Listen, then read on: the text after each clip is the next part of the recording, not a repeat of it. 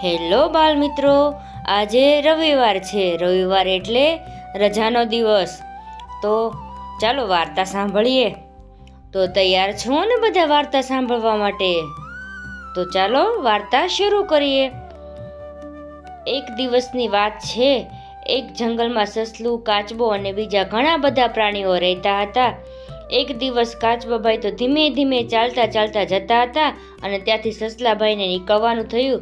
સસલાભાઈ તો કાચબાભાઈની ધીમી ચાલ જોઈ અને હસવા લાગ્યા.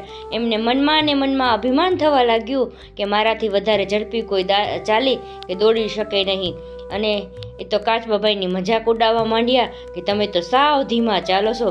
કાચબાભાઈને તો ખોટું લાગ્યું, પણ તેઓ કંઈ બોલ્યા વગર આગળ ચાલતા થયા.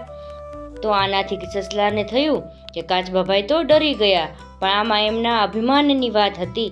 તેઓ તો કાચબાભાઈના રસ્તામાં જઈને ઊભા રહી ગયા અને કહેવા લાગ્યા કે તમે મારી સાથે રેસ લગાવો. અને ધીમે ધીમે આ વાત આખા જંગલમાં ફેલાઈ ગઈ. થોડી વારમાં તો આખું જંગલ ભેગું થઈ ગયું. હવે તો કાચબાભાઈને માનની વાત આવી ગઈ.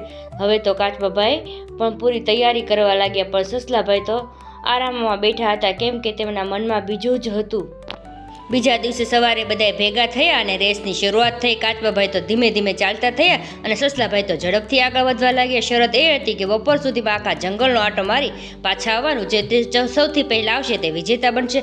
સસલાભાઈ તો થોડી વારમાં તો જંગલનો અડધો ભાગ કાપી નાખ્યો અને પાછળ વળી જોયું તો કાચબાભાઈ તો ક્યાંય દેખાતા ન હતા. એમને એમ કે આમને હજી વાર લાગશે. આવું વિચારી એમના મનમાં એમ કે હું આરામ કરી લઉં. તેઓ એક ઝાડ નીચે આરામ કરવા બેસી ગયા અને જોતજોતામાં તેમની નીંદર આવી ગઈ અને તેઓ સૂઈ ગયા. થોડીક વારમાં કાચબાભાઈ ત્યાં આવી ગયા, પણ તેઓ આરામ કરવા ના રોકાયા અને ચાલવાનું ચાલુ રાખ્યું. તો થોડી વારમાં તેઓ જંગલનો પોણો ભાગ પૂરો કરી ગયા અને ત્યાં તો સસલાભાઈની આંખ ખુલી અને એમને આગળ જોયું તો કાચબાભાઈ તો ઝાઝા આગળ પહોંચી ગયા. હવે સસલાભાઈ દોડ્યા પણ ભેગા ના થયા અને કાચબાભાઈ રેસ જીતી ગયા. ત્યારબાદ સસલાભાઈને સમજાયું કે અભિમાન ના કરવું જોઈએ અને ક્યારેય કોઈની મજાક ના ઉડાડવી જોઈએ. તેઓએ કાચબાભાઈની માફી માંગી અને તેમની સાથે દોસ્તી કરી. તો બાળકો, સમજાયું ને કે ભગવાન જેને જેવા બનાવ્યા છે તે પોતાની રીતે બેસ્ટ જ છે. માટે ક્યારેય કોઈનો મજાક ના ઉડાડવો જોઈએ અને અભિમાન પણ ના કરવું જોઈએ. તો ફરી મળીશું આવા નવા વિડીયો સાથે. ત્યાં સુધી આવજો.